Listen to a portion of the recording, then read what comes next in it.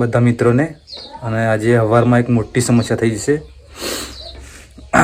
કેમ કે મારો આજે રાંધવાનો ગેસ પતી ગયો છે. આ જોઈ લો, આ ગેસનો બાટલો લેવું પડશે. ગેસનો બાટલો છૂટો કરી લઉં ને ન કરીએ પછી બોડી લઈ જવા માટે.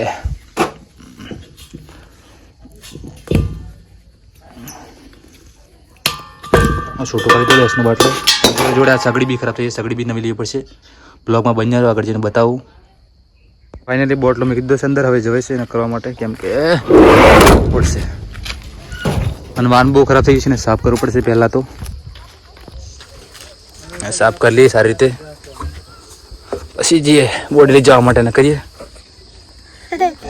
વાન સાફ થઈ છે, ચોરે બાજુ તમે બતાવી દઉં.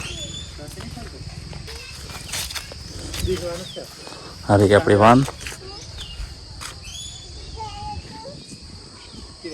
4-5 દિવસથી વાન બંધ પડી છે, તો ચાલ થાય કે કેટલી વાર, શું ખબર પડે કેટલી વાર લાગે છે. તો જોઈએ એક સાલમાં ચાલ થઈ જાય છે કે નહીં. જય રામજી કી. હા ફાઇનલી ચાલ થઈ ગયો. હવે એને કઈ બોડી લઈ જવા માટે એની મેં બોડી પહોંચી જા.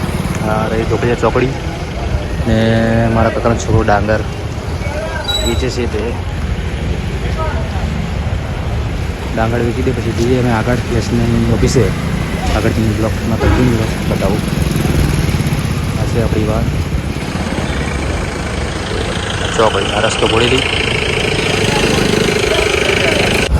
આવી ગયા. બોડેલી સ્ટેશન, બસ સ્ટેશન જોઈ લો.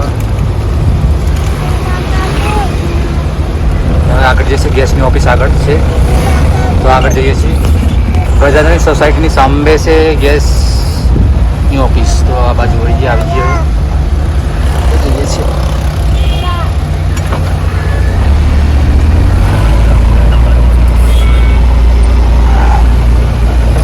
તો આ રહી આગળ ઓફિસ, ગેસ ઓફિસ. તો હવે ગેસ છે, આગળ જઈને બુકિંગ કરાવીએ, પછી જઈએ ગેસનો બાટલો લેવા. આવી જાય ગેસની ઓફિસ.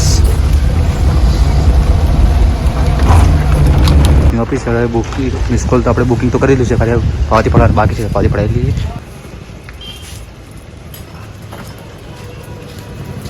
તો આપણે પાવતી લઈ લીધી છે. હવે આપણે જવું પડશે ગોડાઉને બોટલ લેવા. તો હું જાઉં છું, હજી બતાવું.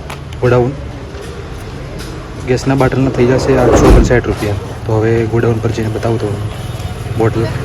તો ફાઇનલી આપણે ગોડાઉનની નજદીક આવી જશે. હવે ત્યાં જઈને બોટલો આપીએ, નવો બોટલ લઈ લઈએ.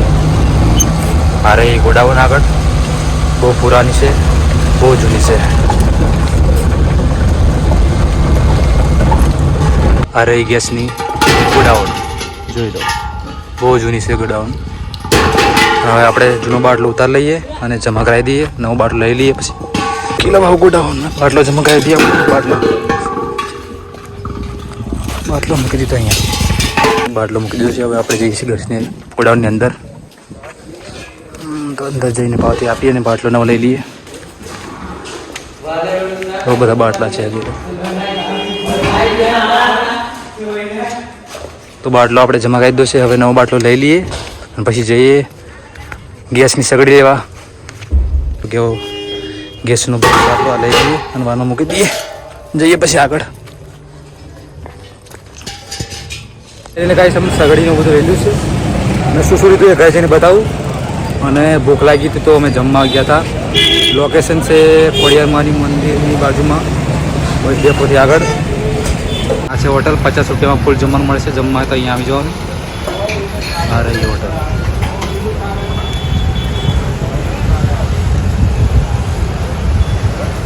બહુ સારું મળે છે જમવા.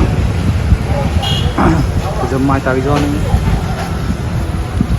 હવે અમે ઘરે જઈએ છીએ. ઘરે જઈને બતાવું.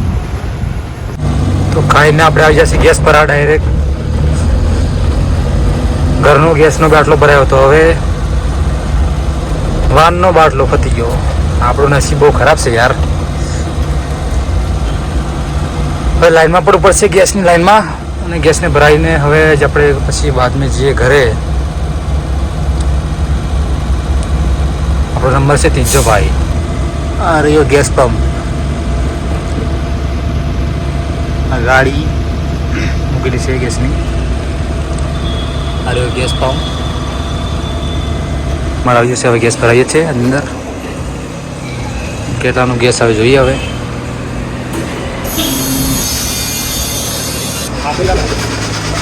તો હવે ગેસ ભરાઈ લીધો છે. હવે જઈએ છીએ ઘરે. ખાલી ગેસ આવ્યો 20 રૂપિયાનો. તો અમે હવે ઘરે આવી જશે અને તમને બોડીથી હું લાવ્યો તો બતાવું. હવે આ જોઈ લો, આ સગડી ને આ કુકર લીધું છે, ઓપનિંગ બી કરી નાખ્યું છે. અને આ એક પાણી ગરમ કરવાનું મશીન લીધું. બહુ સારું છે, 1 વર્ષની ગેરંટીવાળું. હવે મારો બ્લોગ અહીં સમાપ્ત થાય છે. Bye bye, Tata. Next blog પર મળીએ. અને મારી ચેનલ પર નવા હોય તો મારી ચેનલને લાઈક સબસ્ક્રાઈબ કરો. અને નેક્સ્ટ બ્લોગમાં મળીએ આપણે. અને આજના બ્લોગમાં કાંઈ ખાસ હતું નહીં, પણ તો બી બ્લોગ બનાવી દીધો.